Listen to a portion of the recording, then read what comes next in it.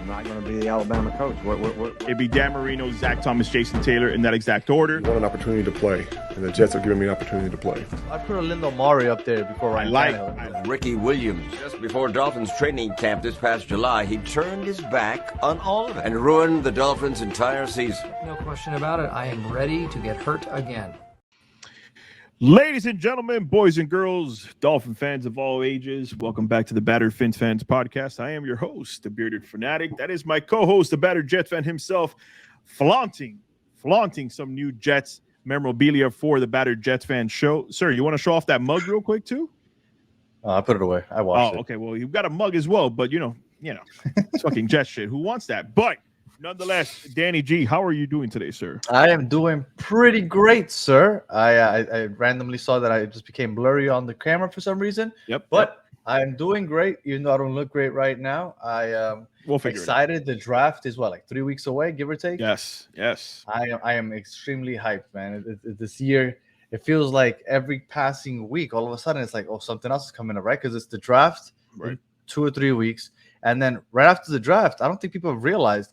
Every year for the last couple of years, the schedule drops exactly 2 weeks after round one of the draft. So that means 2 weeks after that Thursday, whether it be May 11th or 10th or so, give or take, you're going to get that schedule release, and then we just get rolling, training camp and all that other good stuff. And then we start planning for, all right, what trips do we want to make this year? We know when they're going to be. We know what dates we're going to be. We're able to start circling dates on the calendar. You still don't have a quarterback, but nonetheless, you still want to see your team at the day, regardless who's at quarterback. For sure. It's just the heartbreak's a little worse when it's a good quarterback. Right. But nonetheless, you mentioned the draft being a few weeks away. Whoa.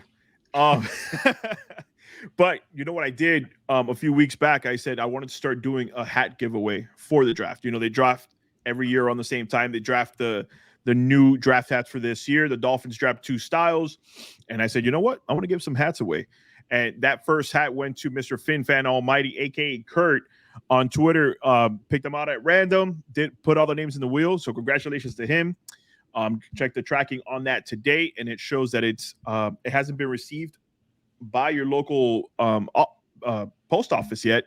But it is on the way. So be on the lookout for that. But, Danny, nonetheless, being that we are 3 weeks away, we're going to start talking players, right? We have to start talking players. We have to start talking important players to fill out this team. And I'm going to give the alley-oop to you because I said pick a player, something that you think is going to be available for us when it comes to the 51st pick. And you kind of caught me by surprise with who you thought we should go for. So the floors are yours, sir. Who do you think we should go with the 51st pick in the second round? Well, I know that a lot of people are saying you guys have overdone it with the defense, right? You guys are set on defense. Yes. I don't think that with the top pick, right? Second round, 51st pick. Yeah. There's no reason to go defense, right? We're thinking offense. Agree. I'm going to agree with you.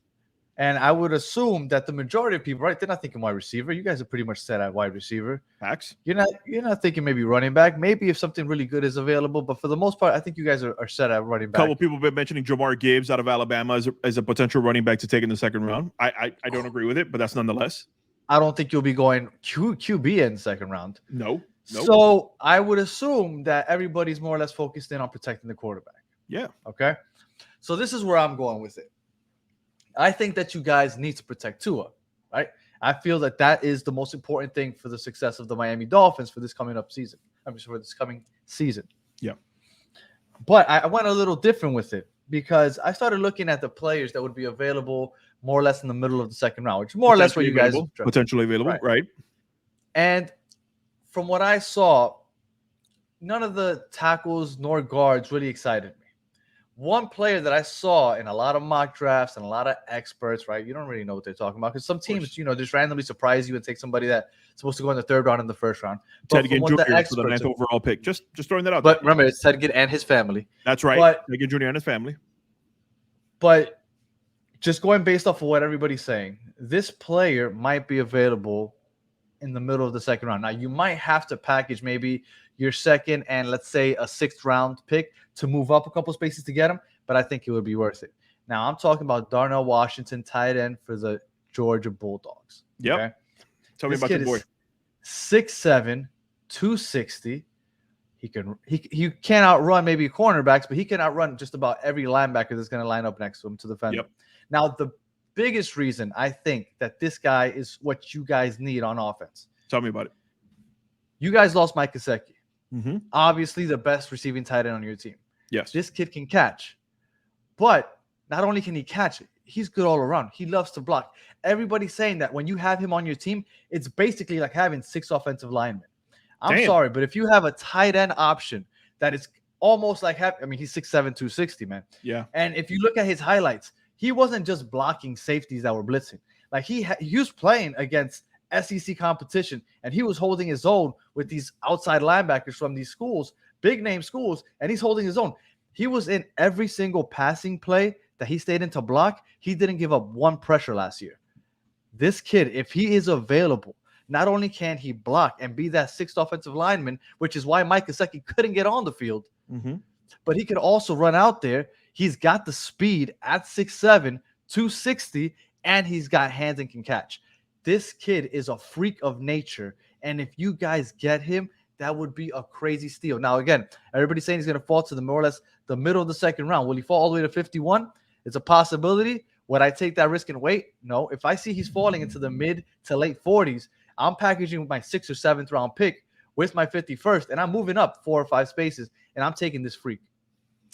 I'll tell you this. When you text me the name and I saw the position he played, I said to myself, do we really need a tight end? Right?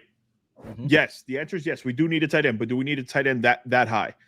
Then I went and looked at the tape because, this is what we do. We don't study players until we start getting these lists from all the ESPNs, NFL Networks, Fox Sports of the world that say these are the potential players that are going to be available in said draft. Around when you pick, right? Right. Now, most fans, I would say they do what we do. We wait for the names. We go look them up. There's some fans who go hardcore. They're already studying players that are coming out next year. We're not about that life. We want to know what could potentially be available to us, and then we start looking at what players may drop and whatnot. When you look at the tape of this Mr. Darnell Washington, he jumps out at you. Right, and he is ranked the 3rd best tight end in the draft, but that's because he can't catch as well as the top 2. Right, but he's better all around as far as blocking. The kid is a monster. I agree, and you remember one of the things that was one of our biggest gripes last year was you need a red zone body to go up and catch the ball. Mr. Darnell Washington fits that role the same way Mike Gesicki should have filled that role, but because of the inability to stay as a full-time blocker, you couldn't keep him out there because you knew that if he was in, he was going for a pass. But if you have a Darnell Washington, you could play around. You could play around with it. He may stay in blocking sometimes. He may go out there in the red zone and be that big target that you need to basically go up and catch that ball from Tua. I like the pick a lot. By all means, Twitter, YouTube, let us know what you feel about Darnell Washington, Danny. But alas, let's talk about my boy.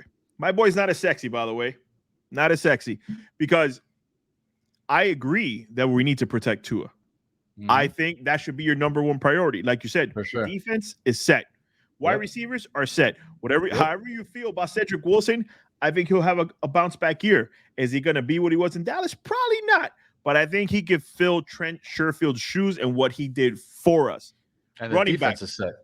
Running back, I feel perfectly fine with Raheem Mostert and Jeff Wilson coming back. I like that. Myles Gaskin, pass catching running back out of the backfield.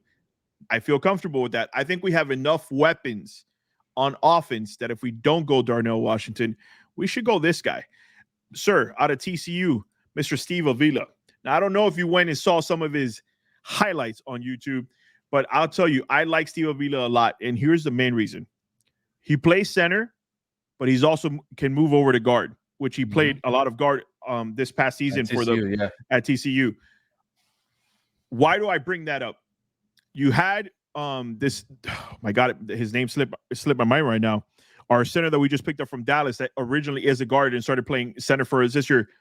Ooh, his mind slipped me. But you guys know exactly who I'm talking about. Danny, if you could fill me in while I drop this tidbit on him. The fact that he could play center, you could draft this kid to play center for you or move over to guard, even though the guy we just picked up from Dallas, which Danny's looking up for me right now, He literally was rated one of the best centers in the league. So by all means, if it works, let it be. But that means that now you don't have to worry about Liam Eichenberg because you know Robert Hunt is holding down that right guard spot. You can move Steve Avila to the left guard spot, and now you have yourself a great interior setup. Connor Williams. So you have, think about it from this, you have Teron Armstead, you have Mr. Steve Avila, you have Connor Williams, and you have Robert Hunt. Now the only position of any type of worry is that right tackle position. And I get it, guys. Right tackle is still a big question mark. Austin Jackson. Especially for a left-handed quarterback. Right. You don't know what you're going to get off Austin Jackson. You don't know if this will be the year he comes in and just blows everybody's mind away. It could happen. But I'm very big on offensive linemen, especially with the 51st pick. Danny, you know that Steve Avila, out of 500 plus pass blocking attempts this past year, you know how many sacks he gave up? You know what impressed me the most is that he looked like a stud in the playoffs when he played against Michigan and Georgia, two of the top defenses in the country, and he was standing these guys up. Those are the highlights that I watched today when you told me about this kid. Yeah, and I mean, obviously, there's not many needs. I think the Dolphins are well-rounded. You're counting on Tua's health is really what's going to really propel you, and the offensive line staying healthy. And you guys just gotta shore up that offensive line. So this is the way to go. The only reason I said tight end is because you have you have space to improve at tight end. Yes, and he helps to help block because he's a good blocking tight end. But Durham outside of that, Durham Smythe is serviceable, but he's no Darnell Washington. Durham Smythe could block for you, but do you want him in there all game where you could potentially have a Darnell Washington? So I'm with you. I think your pick is a solid pick, but I'm still worried about the interior of our line at left guard, and then I'm really worried at right tackle. So immediate need for me is Steve Avila to fill up that left guard hole. Darnell Washington reminded me of when I was watching highlights of OJ Howard when he was coming out of college. Oh shit! But let's not hope he has the OJ Howard NFL career. That's what I was gonna say. A lot of these freaking natures, I don't know if they translate to the NFL. Usually, if you're a good guard, you're picked high. For the most part, those guards transition into the NFL pretty well. I agree. So I think that your pick might be safer. I think it definitely feeds a need because Durham Smythe could hold his own if at tight end. Yeah, I just think that maybe if this Darnell Washington kid is available and he does pan out, I mean, he's worth a gamble. I'm with you. I don't think you could go wrong either way. Steve Avila will fill the need that you have at left guard because think about it. You're already giving Liam Eichenberg plenty of shots to take over that left guard role, and he hasn't been able to do so yet. Same thing with Austin Jackson on the right-hand side.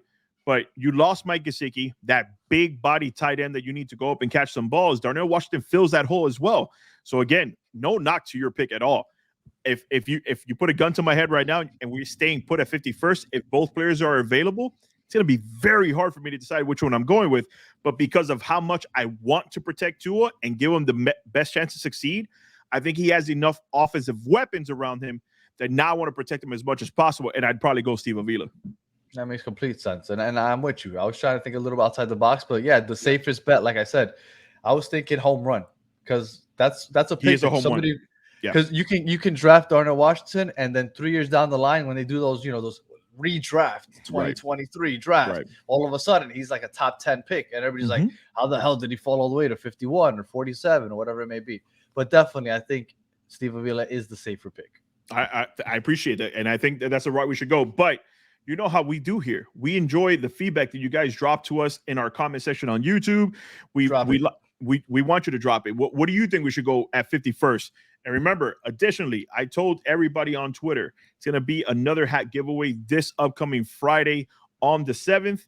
Same scenario. Make sure you're following me because when I pick your name, I want to be able to be able to DM you. Additionally, follow us here on the Battered Fins Fan on YouTube channel. I got it. We want to know that you're enjoying the content that we're dropping. And if you don't like it, let us know how we can improve.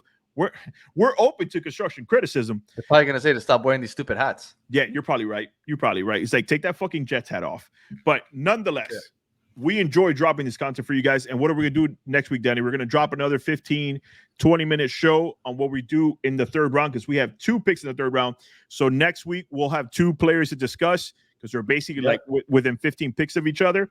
So next week, we'll drop 2 more players. And you know what? 2 more players. Following Friday, I'll give 2 hats away. How about that, Danny? 2 hats away on the following Friday. 2 player.